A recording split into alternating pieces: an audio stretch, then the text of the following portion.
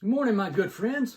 I hope all is well with everyone, and y'all have had a great morning of praise and worship already with Pastor Richard, and that everyone at Lawson is just doing really great today. You know, way back when I was a young boy, almost as long ago as when Pastor Richard was a young boy, my little brother and I used to play with the little toy plastic soldiers. We'd set everything up for battles, and then we'd place the soldiers wherever we wanted them. And then we'd stand back and take turns throwing marbles or rocks at them to see who was going to win the war. Well, and sometimes we even got a little more creative, and we would, let's just say fireworks were involved.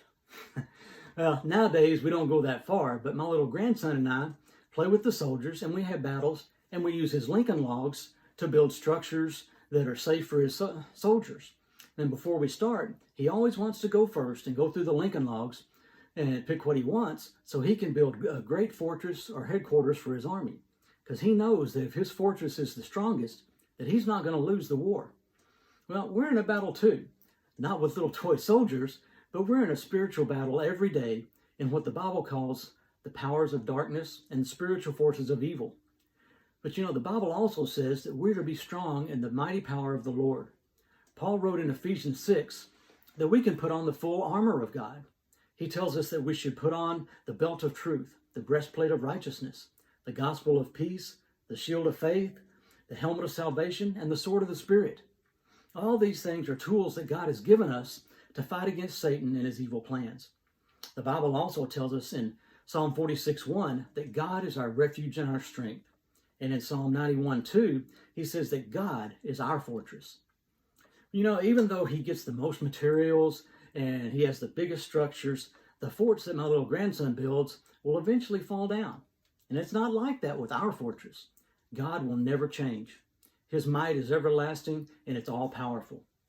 We need to surround ourselves, though, with this fortress if we're going to be able to fight the daily battles that come our way against Satan.